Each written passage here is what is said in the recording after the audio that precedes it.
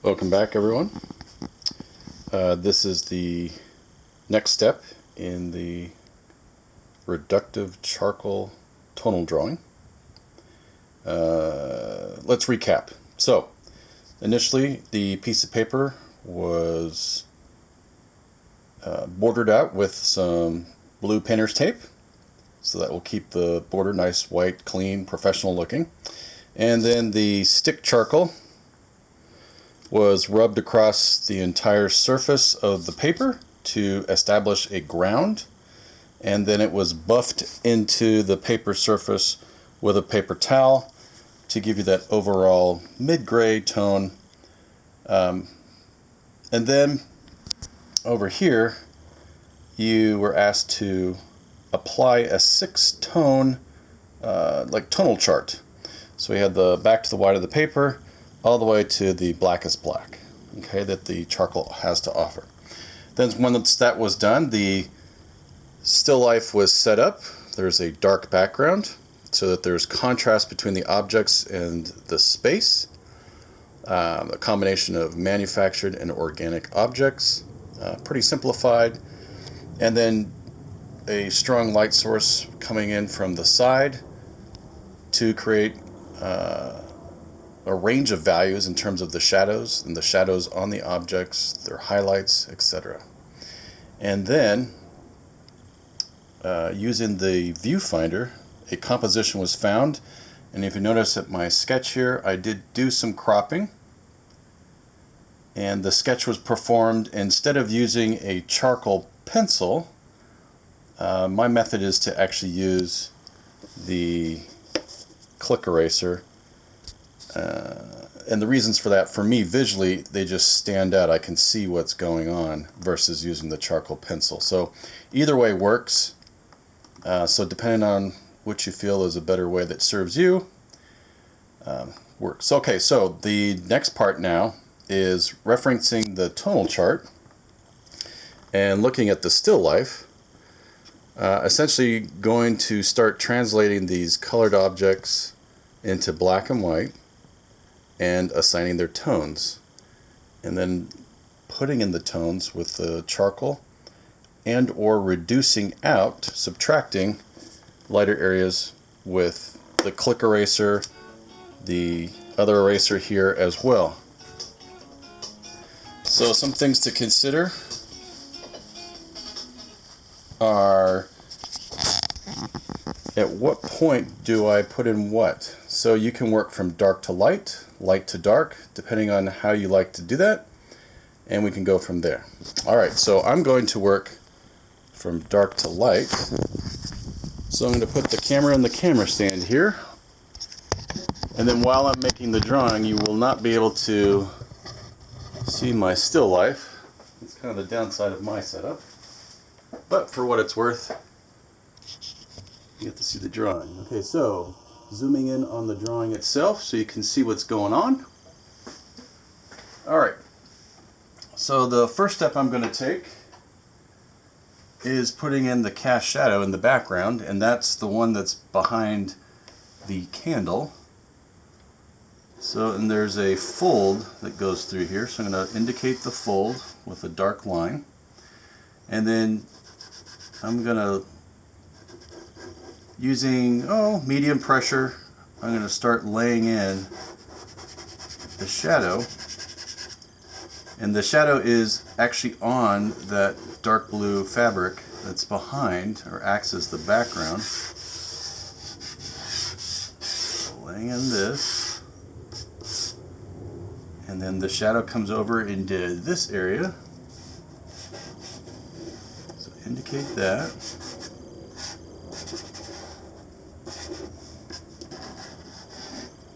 And then the shadow is also here on the ground or the tabletop, so indicate that. Okay. And then looking over here, there's a shadow that's the same heaviness right here, as well as right here. It's kind of a triangle shape that goes behind the jug. Again, I'm looking, observing where these shadows are occurring, And right now I'm just working in the background. There's a shadow shape right here. Okay. Alright, so blending this in, you can use your fingers, you can use your blending stump, Q-tips work as well, or you can use your paper towel. So the question is, what would be the best tool to do that? So some things you're going to just find is that the blending stump is better suited for smaller, more detailed areas because of the size of the tip of this, so more detail. The Q-tip is also better served for kind of smaller, detailed areas, and this is also a great tool to make transitions between two values, so that if the area between two values seems too abrupt, but it should actually fade or gradate, this works really well. The paper towel does that really well as well, but you'll notice that the paper towel also lifts a certain amount. So the softer your blending tool is, the more it will lift the charcoal off. So you could actually almost use the paper towel also to dilute an area. So, but you'll find your fingers have it doesn't absorb the charcoal, it just moves it around. So I'm going to use my finger for these dark areas to negotiate the cast shadow. So just coming in here with a index finger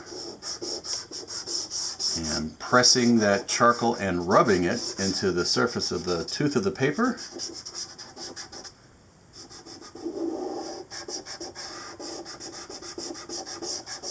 So you get that value to happen.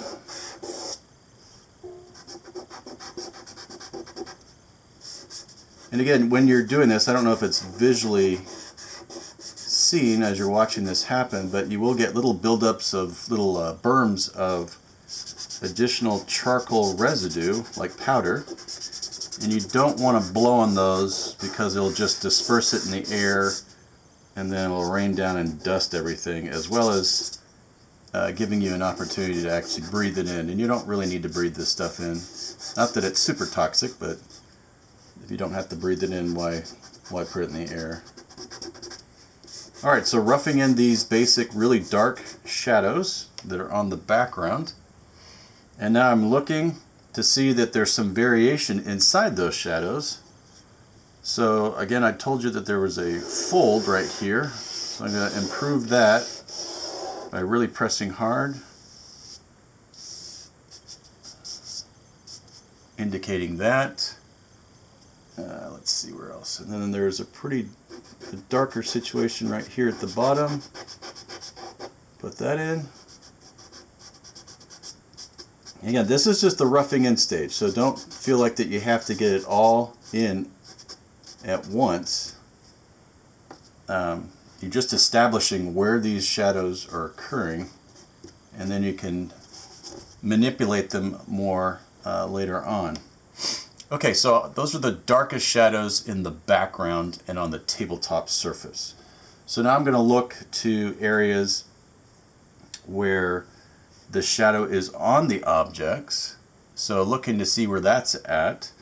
And then what I want to do is I'm going to change to the charcoal pencil, and the reason for that is I feel that the black that this stick imparts is a different kind of a black than the charcoal pencils. So with that in mind, I can show that to you. Hopefully it's apparent in the video. So this is the General's 2B.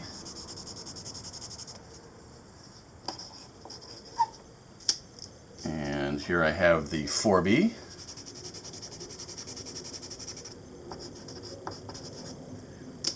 And then the 6B.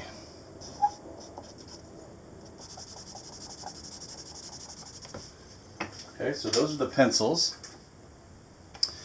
And if I do the charcoal stick next to them, you can see that this black is a lot different than these blacks. So these blacks actually have more of a kind of a grayness to them, where this one's a lot more deeper. So knowing that, I could use that to my advantage to put this in the background, and then on my objects using the other charcoal to kind of convey a difference. All right, so I have the, let's see, the 2B. I'm going to go with the 2B and start laying in shadow areas. And I can always layer charcoal over charcoal. So that's a nice sort of situation that offers the ability to create that layering effect. And you guys have discovered that when doing the crosshatch tonal technique in the prior drawings with graphite.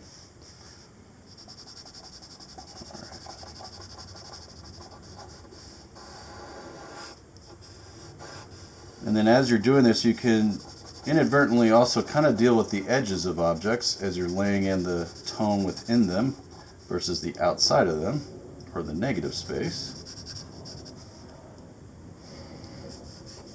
And in a sense, I'm kind of tracing over my erasure lines, or my subtractive lines that I use with the click eraser to sketch this out. But you really need to pay attention, because you can't see my head, but I'm constantly looking and surveying where these shadows are occurring and to what degree.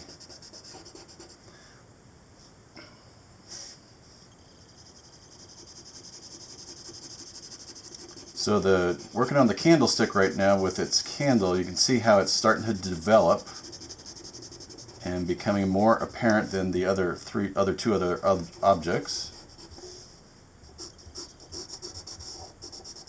And getting it to separate from the background.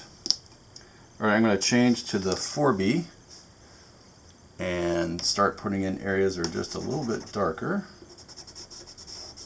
It's not much of a jump, but it's just enough.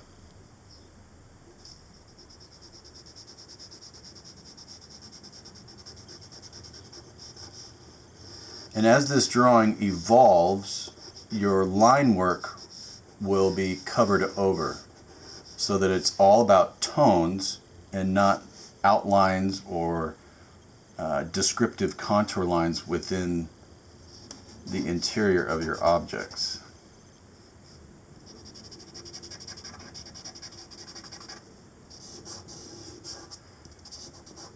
And as I'm looking and describing this, I'm looking at these values and making a decision as to which one would properly deal with that specific area.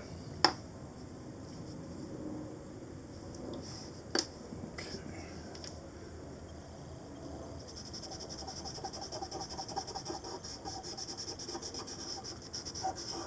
So as you get to become more familiar with your drawing materials, you can make it a better assessment as to which one to use. And again, you can always layer. So in this area right here, it's pretty dark, so I'm just going to put a light layer of the charcoal stick over the pencils and then move that in with my finger. There we go. And remember that in the textbook, and mentioning it earlier as well as in the handout, in charcoal drawings you kind of sacrifice a certain amount of details, so the kind of detail work that you're getting in graphite drawings is lost here. This is more of a painterly process. You're almost, because you're blending with your fingers or these other tools, you're manipulating the surface in a painterly / sculptural way. You're modeling these tones in a certain way. You can use a paintbrush to kind of help make smoother transitions between. Also helps move the charcoal around and get it into the nooks.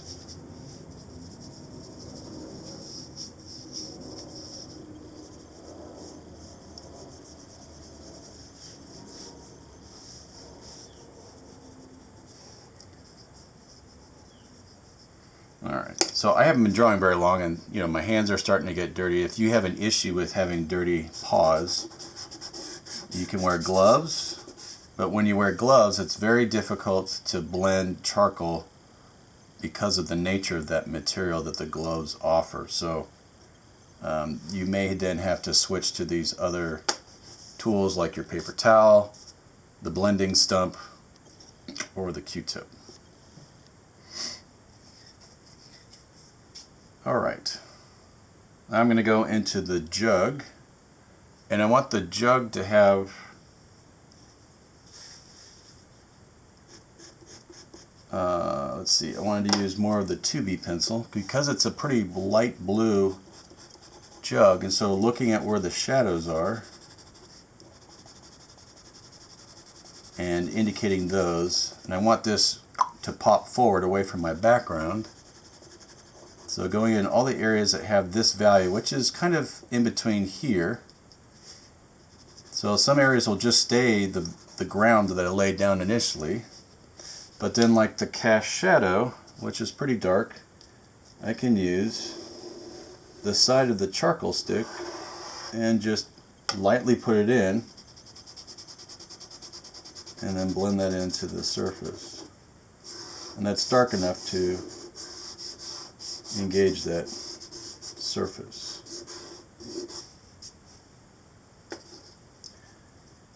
You can also use your brush, so if you do a fair amount of erasing in some areas, you can use your brush to kind of move those little erasure nuggets away instead of using your hand, because if you use your hand to do that, it will actually just smear it. So that's where the paintbrush becomes kind of ideal for that situation.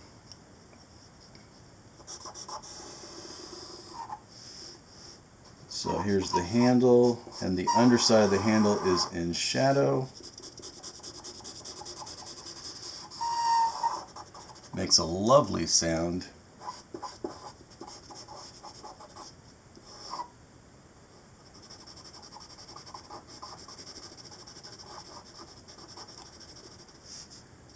So there's a lot of reflective objects in this jug. It's almost overwhelming. And initially when I was sketching it out, I did a fair amount of squinting to sort of negate a lot of that information, because it, and then the amount of time that I'm going to spend on this video to show you this, I want to limit some of that, because also my tonal range is also pretty limited. So showing that.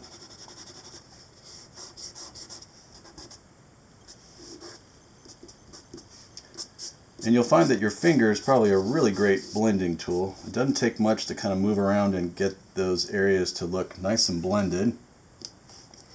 You know, if you use the Q-tip, because it lifts a certain amount, you can actually dilute an area without using your eraser. I'm pressing fairly hard, so this is the top of the handle.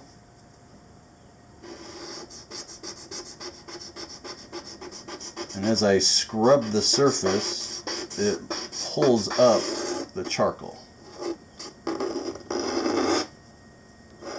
Makes a horrendous sound. I can follow it up where there's some stronger highlights on top, which is more on the right side.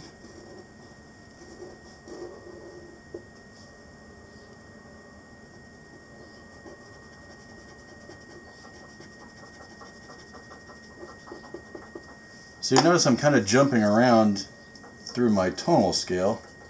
And that brings up a great question, you know, how should I pursue this? Should I just do one tone at a time? That works well.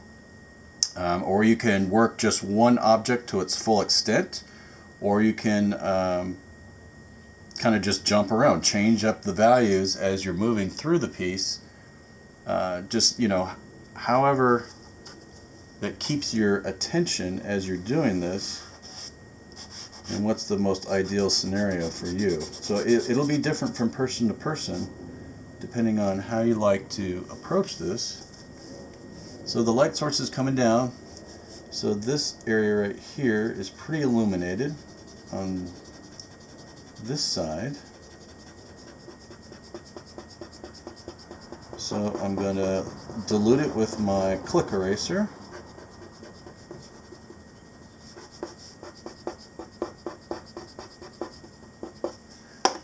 I take my paintbrush and move those eraser chunks out of there. Okay. And then this lighter tone also comes over here on the other side of the cast shadow, so I can take care of that with the click eraser.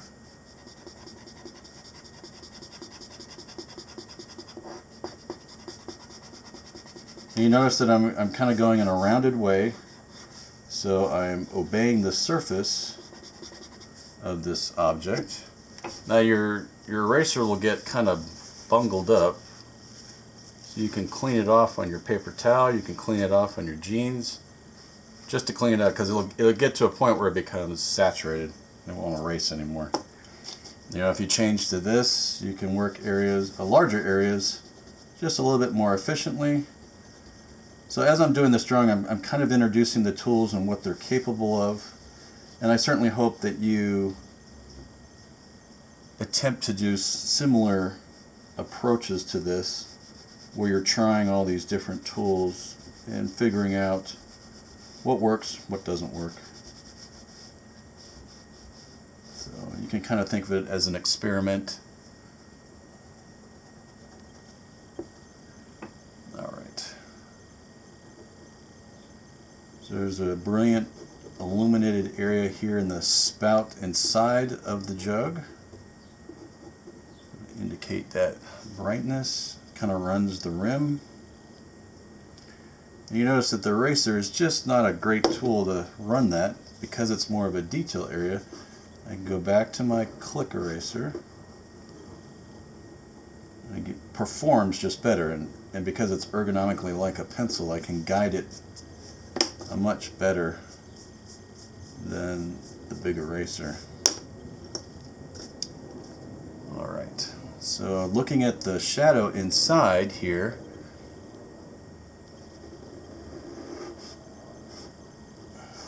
laying in just a basic value. I'm going to move that around with my finger.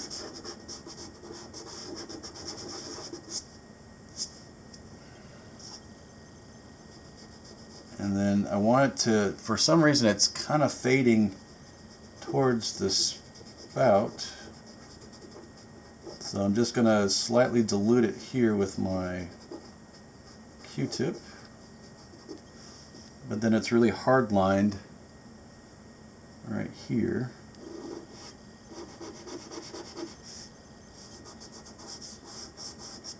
So again, it's this notion of really observing what's going on and looking to see what's going on.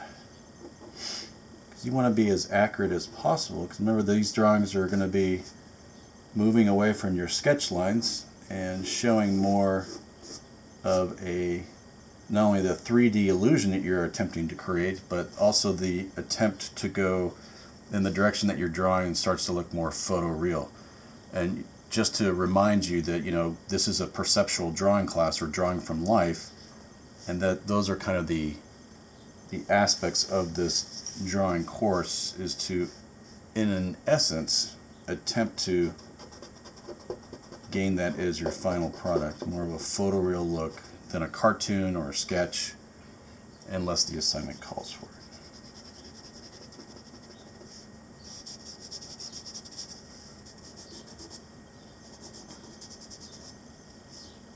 Alright, so I'm just kind of bouncing around.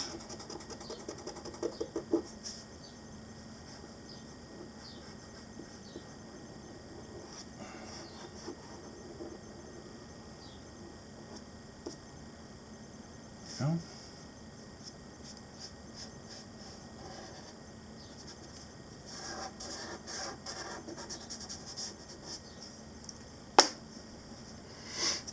Alright, I'm going to take a break from the jug. Let's go into the apple. So the darkest part of the apple is right in here in its stem hole.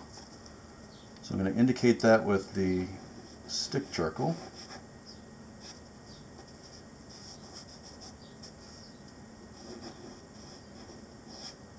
And because that's a smaller area, I can't get my finger in there because I got big sausage fingers. I'm just going to use the blending stump in there. But what I wanted to show you is that the blending stump will actually lift a lot of the charcoal. And you can see how this became light again. So I'm going to put this back in there. And then what I'm doing is with my finger, I'm kind of tapping it to push the charcoal into the paper, and it also darkens it. So I mean, if you like that technique. Alright, and then what I'm going to do here with the 4B pencil, I have, it's red, and they also have the striations going off to the left here. I'm using that sort of that linear cross contour line, getting those tone to move away from the stem hole, but also attempting to show the tone of the apple. And then looking to see where else the red of the apple is, because there's also a mixture of like yellow and just a hint of green. So forming the apple,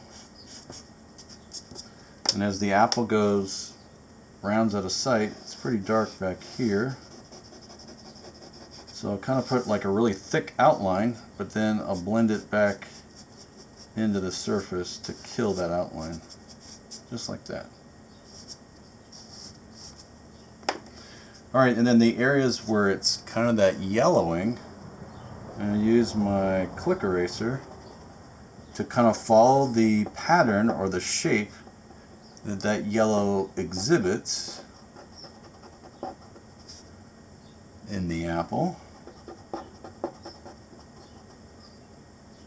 and where it's occurring. Remember, my apple was cropped off. So now right here is the highlight. So I'm just going to pour the gas on, press pretty hard to pull that out, and then leave it alone. And then there's a pretty strong one here in the yellow area. And then just the top of the stem and a little bit down the right side of it. It's illuminated.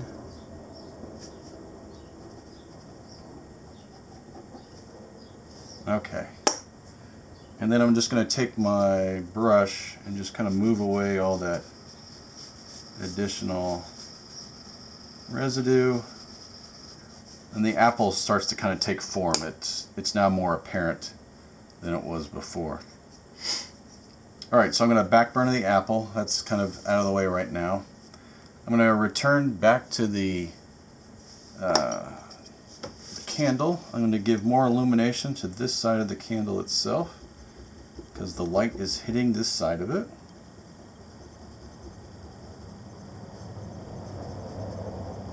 Then there's a strong highlight here, and there's a strong highlight kind of here. The rim is pretty bright.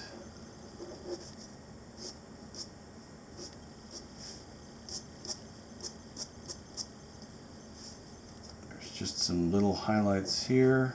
Now just, again, this is all rough stuff. A lot of this will get covered up again.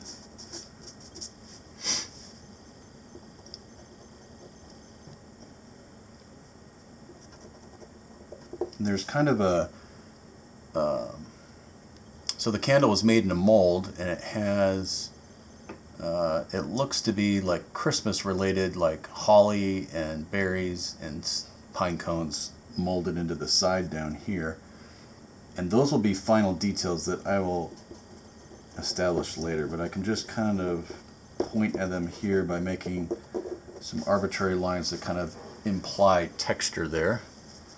I want to make my wick just a little bit lighter.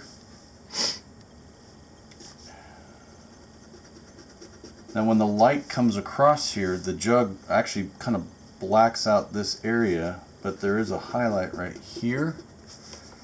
And then down the stem and onto the body of the candle holder, candlestick, there's a highlight, actually a couple highlights. And this is a metal candlestick, if you remember when I did focus on it with the camera. So kind of indicating those areas. Again, I don't want to wipe with my hand, just use the brush to wipe around. So the paintbrush I'm using it's just a low dollar paintbrush. The information on it is all rubbed out, so I can't tell you what kind, but it's looks like it's a filbert kind, but yeah, it's pretty cheap. Alright. I'm going to come in and just kind of punch up these shadows.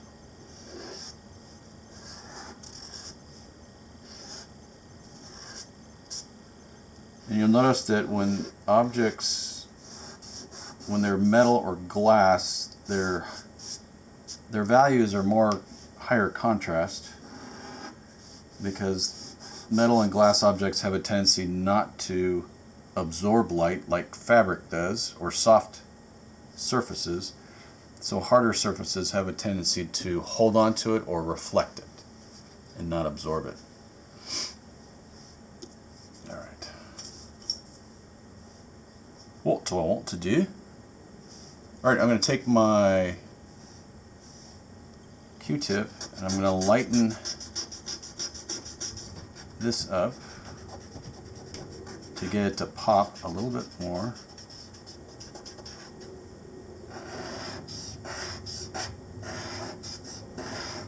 So looking and just following the shapes and where this is occurring.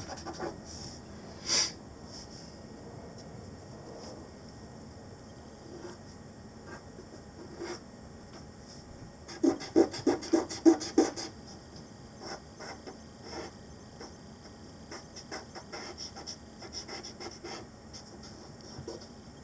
we go.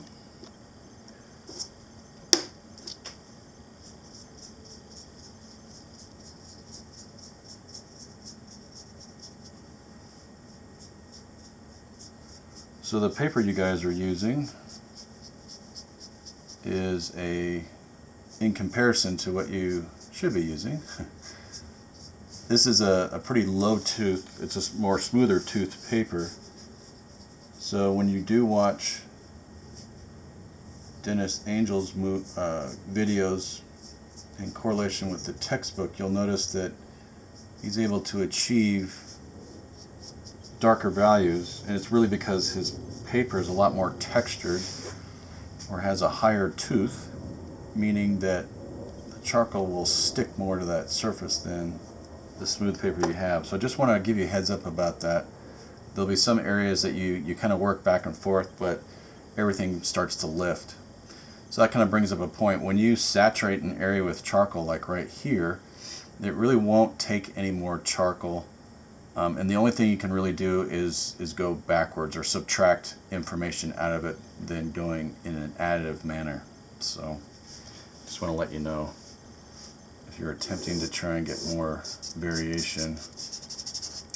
Alright, so now what I'm going to do is I'm going to go back into the background and I'm looking at, say, this shadow.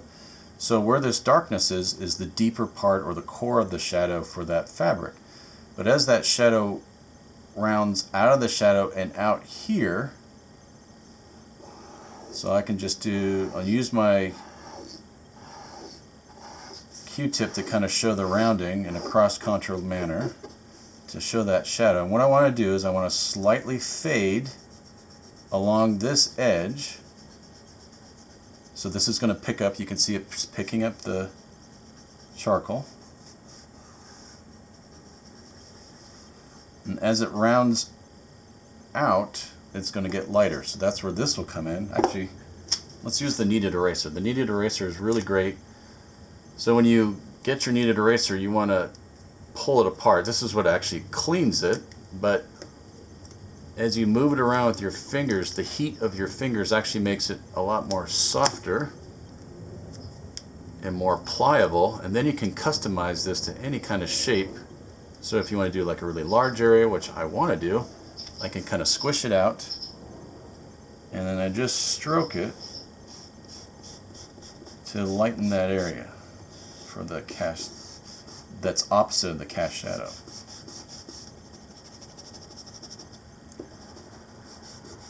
That's going down. And so this rounds up, and then it goes back to the next shadow over here. So I have this lightened area, and I take my Q-tip, and using kind of a semicircular kind of, I don't know, scrubbing like action, I can get it to go from dark to mid to that light, so it gradates. Again, I'm just modeling the surface or sculpting it.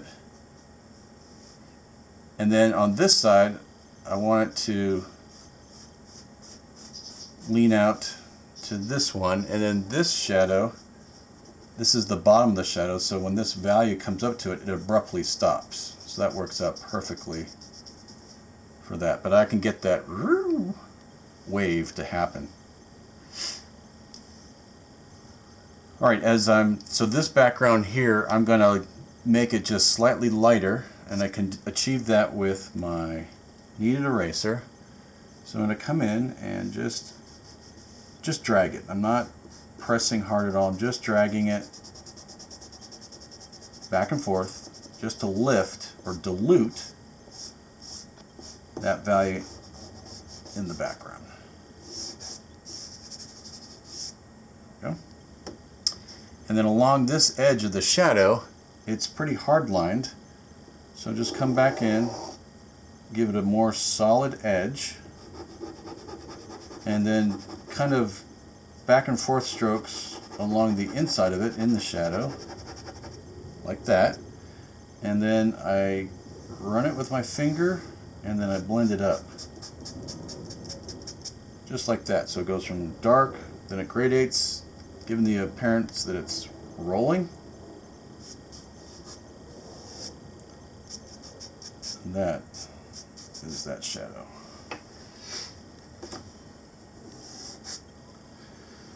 And every so often, and again, you can't see my head, I'll just kind of stand up and take that step away as I'm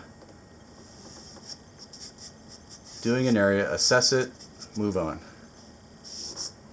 Okay, let's deal with the shadow that's over here. It has something similar. So there is a fold in it. So the line that I indicated here is kind of the deeper part of the shadow, but as it folds up, I want to give just a little bit of a lightening to that area. So just stroke that shape, just like that. Then I'm going to use my Q-tip. I could also use my paper towel. And then I'm going to soften the edge of that. Soften the edge on this side as well, because it's rolling.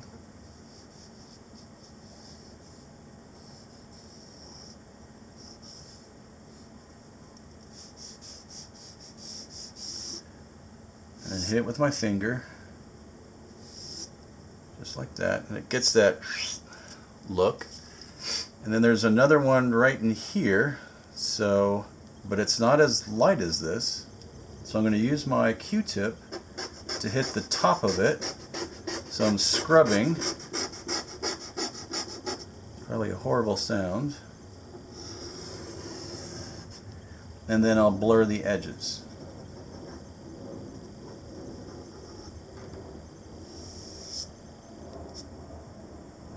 And I can get that to happen.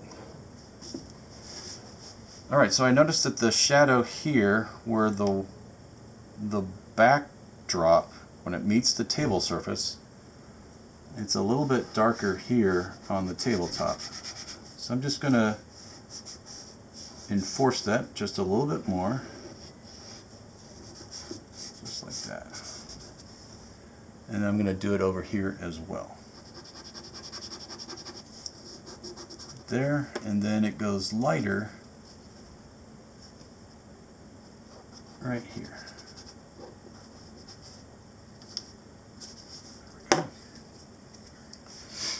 Alright, so essentially that is roughing in the tones and then starting to get the tones to look a lot more mature.